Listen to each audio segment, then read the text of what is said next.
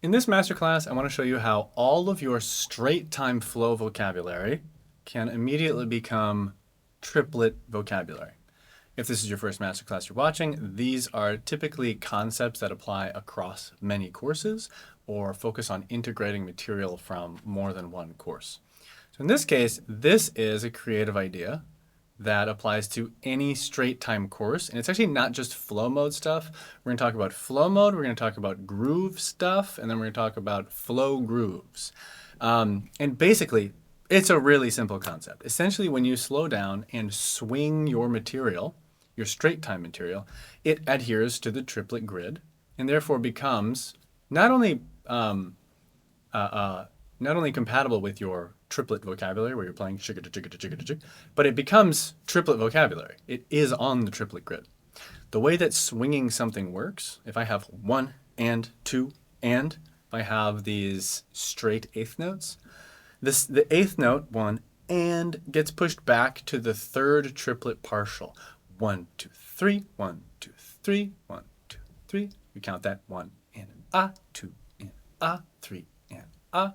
So now it's actually on the triplet grid, which means it is triplet vocabulary. So it's very tempting to say something very catchy like double your vocabulary, right? So with this one step, if you haven't tried it, it requires a little bit of work to just adapt your hands moving onto the swung grid, but it really does effectively double your straight time vocabulary. It multiplies it by 2, and now it becomes triplet vocabulary. So you may have done courses like the RLLK Course, like the Rhythmic vocabulary course, like the Paradiddles and doubles course, any course that's in straight time.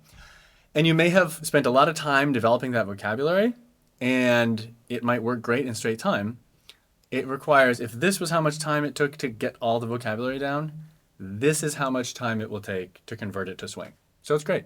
So what I want to do in this masterclass is actually just do a little sample platter, walk through all the courses on the website at the time of this filming that this applies to, so all the straight time courses. And what you can do is use the chapter markers and click to courses that you've done and just see how things sound, right? I'm going to try to give you not only, the concept is simple enough, but I want to give you some playing examples for each course so you can hear like what kind of musical context this type of stuff applies in, or how it might sound when you slow it down and swing it. That'll help you understand whether or not you want to go down that rabbit hole right now. But also just to give you some musical ideas, because the musical aesthetic, if you will, the musical result, when you swing and slow down some of this vocabulary is radically different from the original course content. And you'll see that pretty quickly. So let's first talk about flow mode courses. These are courses where you're playing the infinite drum fill. I'm going to go through these actually in order. So this is going to be a fun sort of review of the logic behind these categories. So first you have the Rhythmic vocabulary course. And in chapter 2, you encounter the right hand lead down up method. The regular straight time down up method, which sounds like this, jumping from downbeat to upbeat. 1 and a 2 and a 3 and a 4 and a.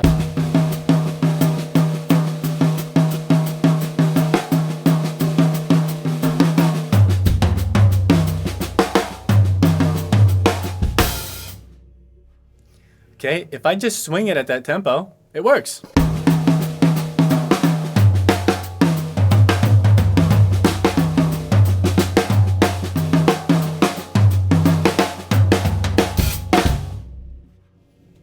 Works perfectly fine. It's not the most exciting and compelling vocabulary, but if that's the course you've done and that's your flow mode that you're developing, it does work and it works well. And what you might find is certain creative moves make it sound better. Like for example, in this case, adding kick drums is going to make it sound really cool. It breaks up the monotony of this right hand melody. So adding kick drums like we do in a couple, well, you've done the course, you know how. Like we substitute some kick drums in.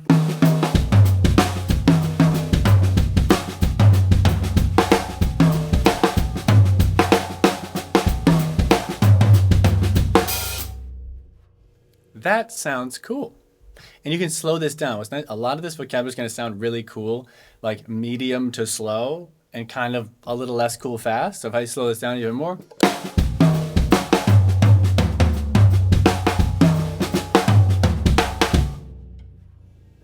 one thing I think we work on, if not mention in that course, is removing notes.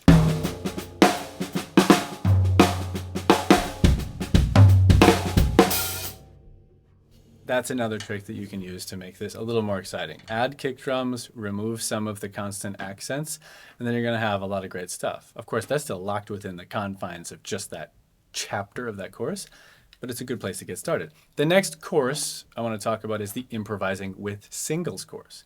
This course is secretly a rhythmic vocabulary course, right? We just learn to play really interesting melodies with singles on the snare drum mostly, and then we orchestrate later in the course. So we learn groups of 5, we learn the down-up method plus, we learn groups of 6, we learn these cool upbeat placements of things, we learn melodic strategies called jabs and clumps, and it ends up giving you a whole bunch of stuff to play so you can play, you know, cool stuff on singles, great melodies like this.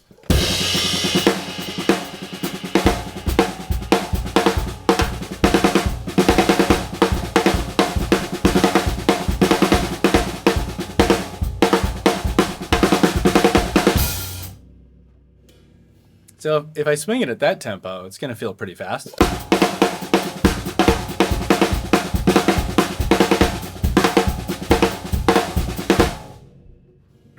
But it does work. At that tempo, you might be playing like a train beat or like a kind of a double time thing. This would be great solo material swung like this.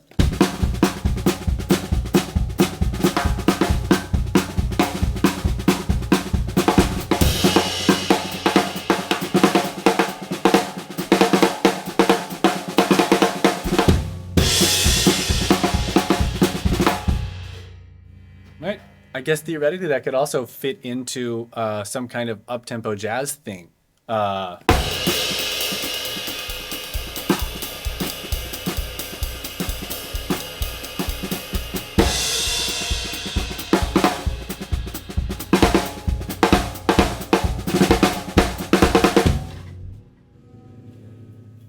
you go, improvising with singles. Pretty straightforward in that case.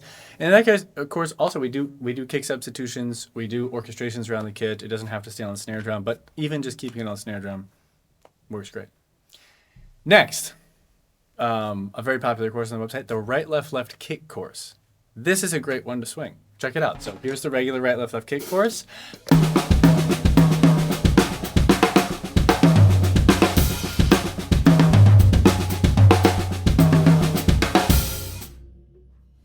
In this case, I would recommend slowing it down a little bit.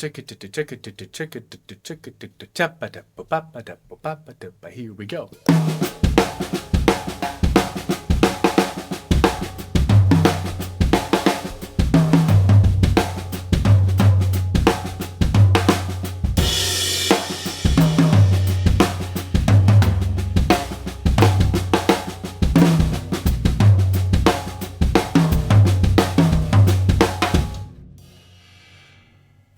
Great. Now, this is where you get some interesting challenge because you're playing stickings now, right? And the stickings sort of change when, in a significant way, when you start swinging things because the placement of the notes changes, right? Right, left, kick, right, left, kick, right, left. That left stays closer together than it would be in straight time.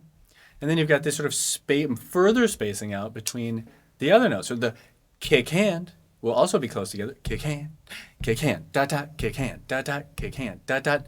And this is going to be the challenge at first, but this is really great work for your general control. Think about it this way.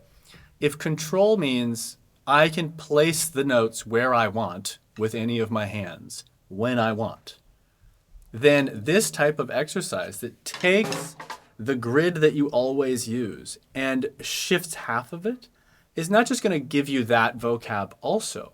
It's going to increase your control, your ability to intentionally place the notes where you want to in general. So really great work, really great contribution to your drumming control in general. In that course, again, the 4/2 by itself is going to feel a little old fast. That's why we add all the creative variations in the second half. We add a paradiddle diddle to create some space.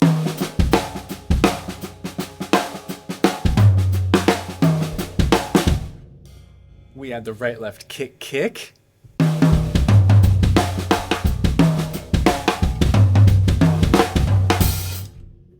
We add right, left, kick, right, left, kick.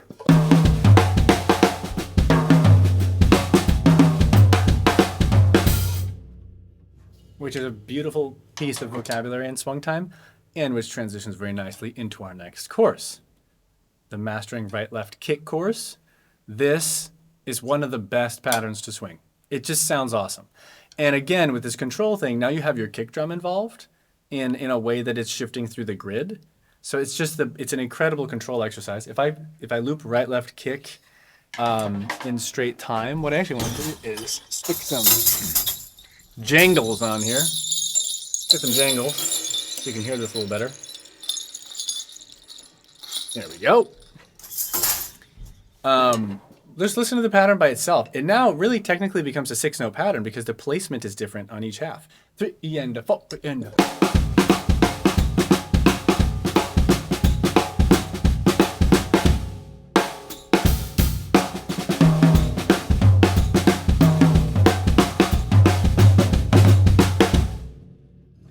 Just sounds awesome. So that whole course rocks. And we're working with dynamics, like accenting the left, accenting the right, accenting both, accenting neither. That alone with orchestration, you can almost get away with like for a whole solo. If you turn it off and on a little bit, 3 and a 4 and a.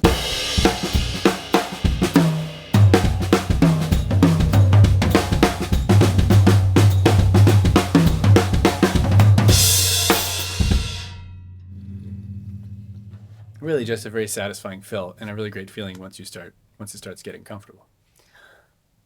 Next course, so we have Rhythmic Vocabulary Chapter 2, Improvising with Singles, right, left, kick, paradiddles and doubles. Very hand heavy in the first half of this course. We're playing stuff like this.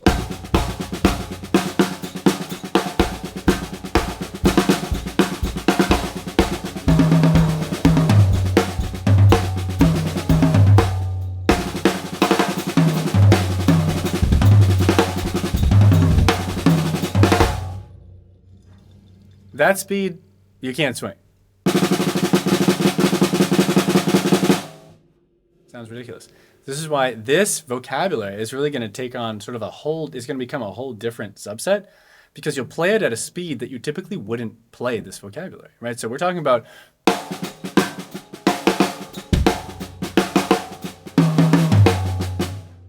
which if you play in straight time,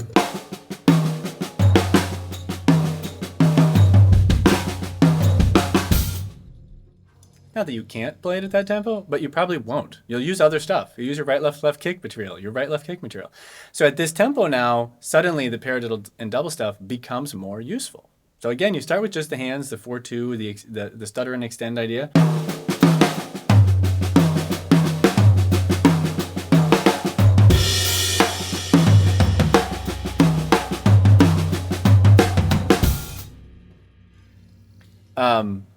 What do you think about getting our kick drums in there?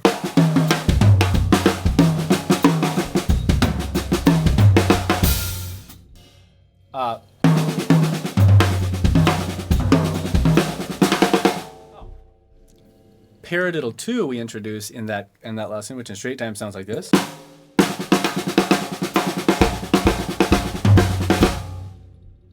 That's sort of a crucial pattern when you're in this swung. It just sounds amazing.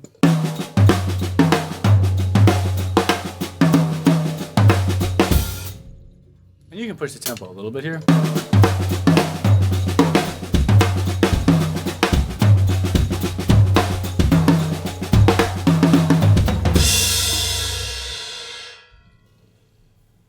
Killing.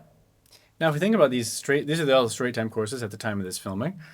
If we think about taking all these together, obviously if we lock ourselves in one of these boxes, it's going to feel like a little bit of a limitation.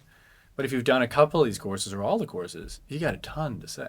Because the right hand lead, improvising with singles, right, left kick, left kick, paradiddles and doubles, and they're all super compatible. Here's me improvising with just that material, and I'll be super strict, nothing else. 1, 2, go 1, 2, 3, 4.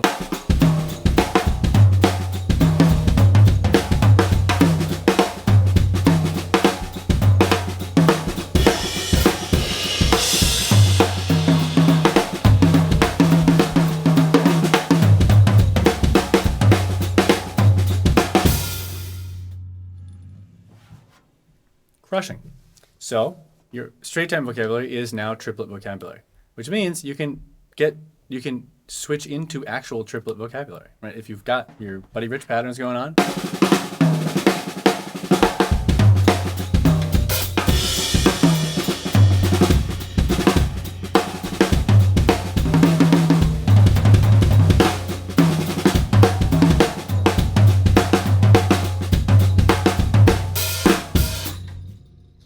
Right, so your Buddy Rich stuff or your John Bonham,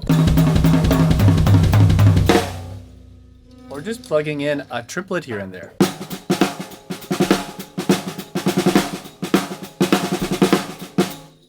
That can be all it takes.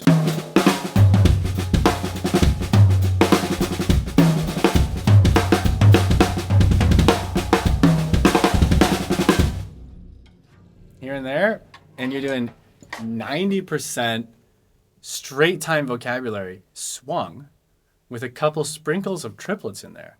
And it sounds like triplet vocabulary. It is triplet vocabulary. Anyways, so those are the flow mode courses. Now let's talk about groove courses. So the straight time groove courses are taught in straight time. We always do the examples in straight time. I think a couple times I mentioned you can swing all this. But let's talk through a couple of these, right? Rhythmic vocabulary, chapter 1 and 3. Chapter 1, we get, sort of like is meant to establish a foundation of understanding of where typical groove placements are and how to think about the outside and the inside of the measure. That's pretty self-explanatory. But chapter 3 is where we introduce a real melodic strategy, the drop and go approach. And we're moving some melodic figures through the grid. Let's swing it. So we take doom, doom, ka, ka, doom, doom, and we're moving one and through the grid. Right? I won't do the whole grid, but if I do the first couple placements, now we're swinging.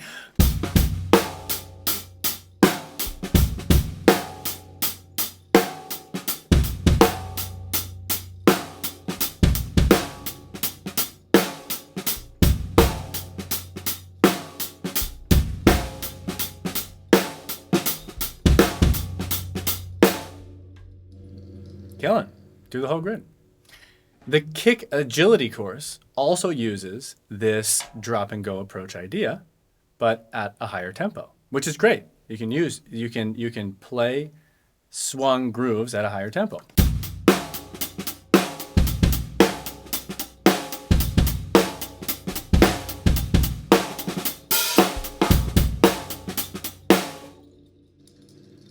And that's great.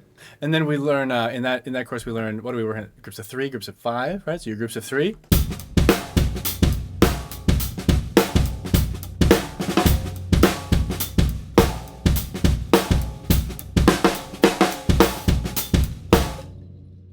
That's a vibe. Groups of 5.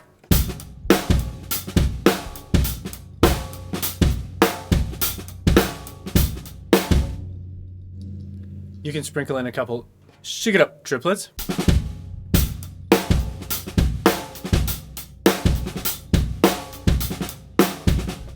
it's hard with the 5 pattern, but you get the idea. When you start to improvise with this,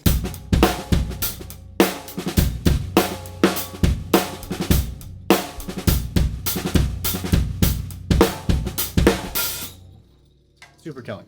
Same applies to the kick speed course, which follows the same logic, but is just doubles. It's patterns that involve the double. So you're moving doom, da doom. Da doom is the double. And you move this through the grid. And this is extra useful because when you move a double through the grid, through the swung grid, it's farther apart, it's closer together. It's farther apart, it's closer together. Right? So the first placement of a double, 3 and 4 in, is far apart, bum bum. But then it's go doom, ba boom. Again, with control in mind, this is really great work for your kick drum placement control. Because in straight time, you're putting the notes here, do-doom. But when you do this type of exercise with the drop and go approach with a double, you're constantly practicing putting the second note here and here. So now you're doing here, here, and here. And your general ability to place the note where you want it is going to improve, even if you just want to put it in the original place. So kick speed course sounds the same, but with doubles, which sounds really cool.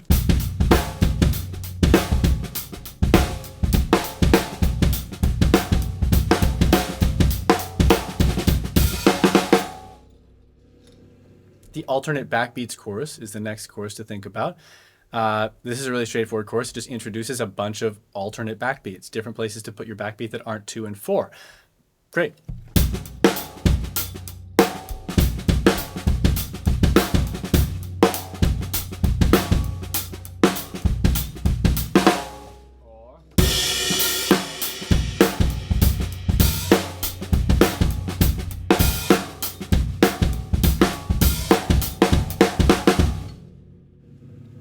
There's a whole bunch listed there.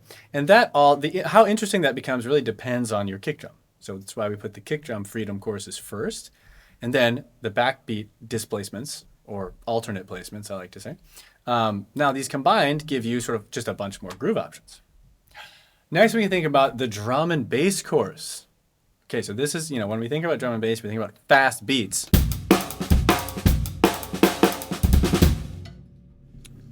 But it's hard to swing at that tempo. Although, that's kind of sick. But if we slow down, we get to like normal groove stuff, and it sounds awesome swung.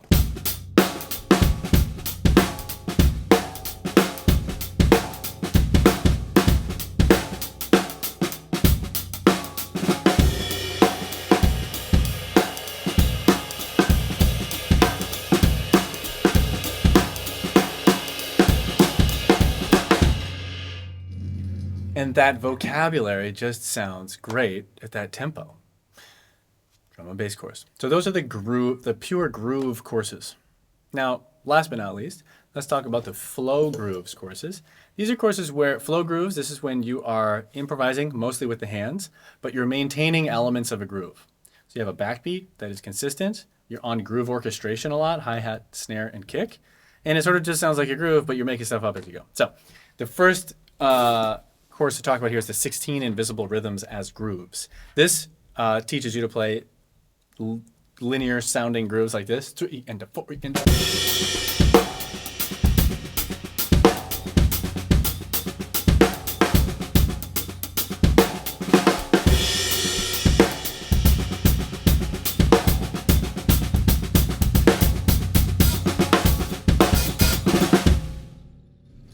if I just swing it at that tempo,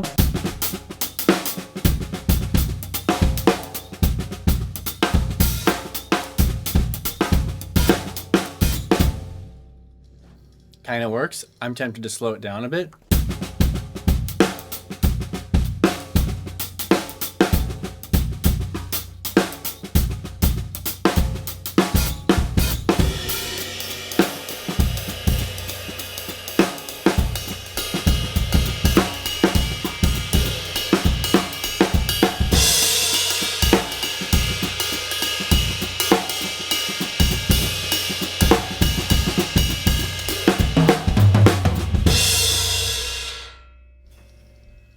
You move your hands around the toms. This vocabulary turns into fills that are great. That sounds pretty cool. And it's a notably different vibe than all of the groove stuff we just talked about, because now our right hand is carrying the melodic, it's carrying the water. It's doing the work. Whereas before, we can think about doing like kick speed, kick agility work, like the drop and go approach, aka improvising with our kick drum. And then we can pass the improvisation up to our hands with this course. So it might sound like this.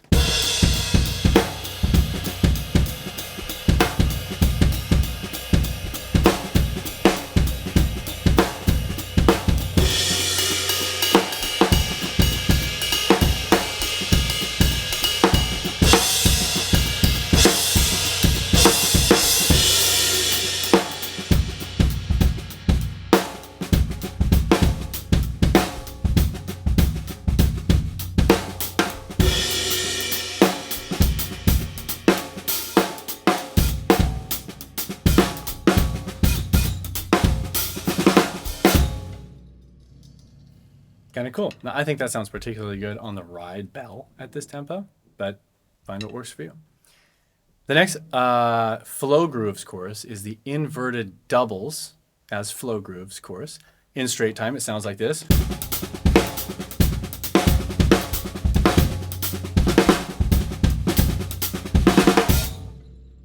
kind of the vibe. To swing at that tempo is pretty hard.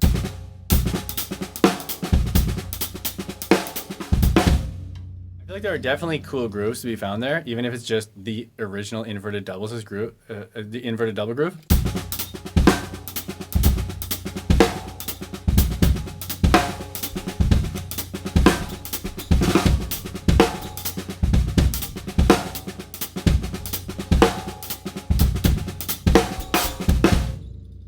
Like in playing those inverted doubles is really weird though as a rudiment.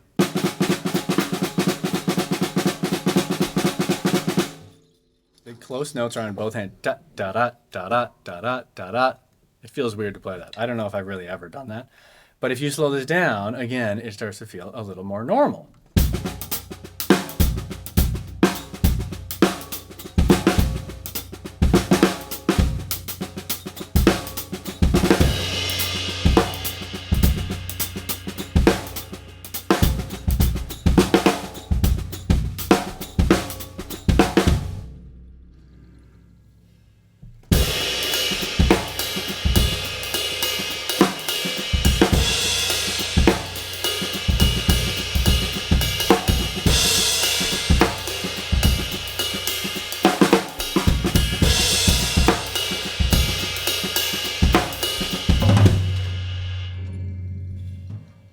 So similar but different vibe to the 16 invisible rhythm stuff. They'll go well together. Next, the 4 paradiddles as grooves course. Same idea. Now we're not playing halftime grooves, we're playing regular time grooves.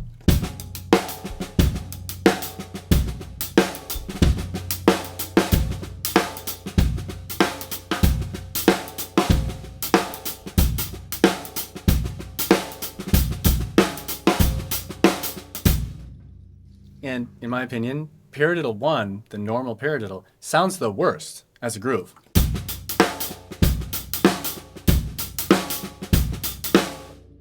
It's okay. Paradiddle 2.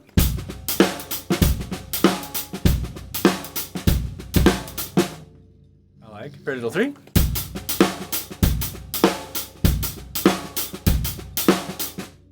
Paradiddle 4.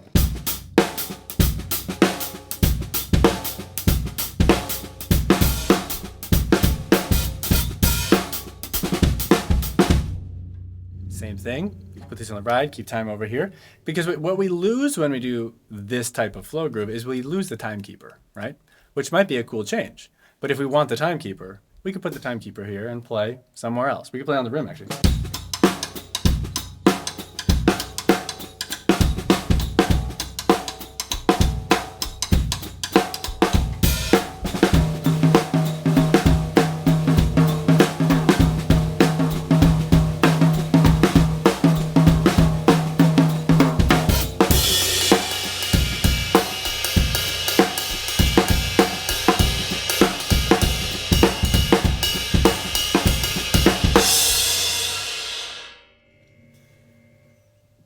So that's the last course to talk through. Again, this is a really straightforward idea, but I wanted to walk through those courses to give just some some inspiration along the way and talk through any particularities to the courses.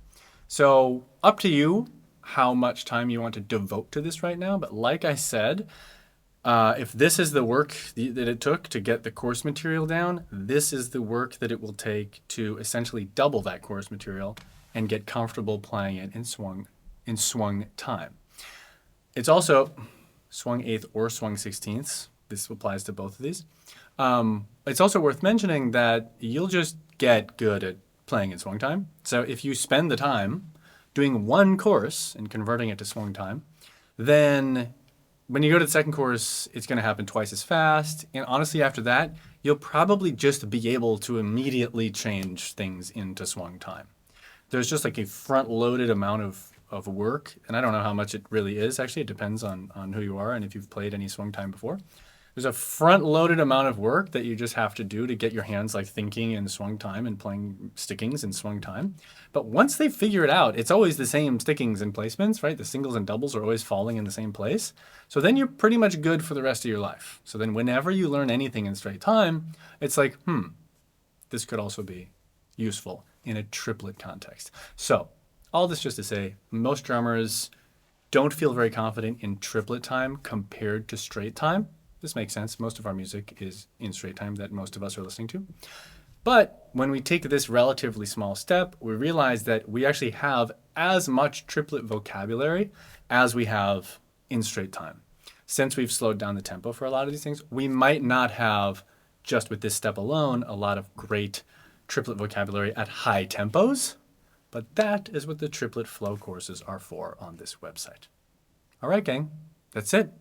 Thanks for watching this masterclass. Happy practicing. I'll see you in the next lesson.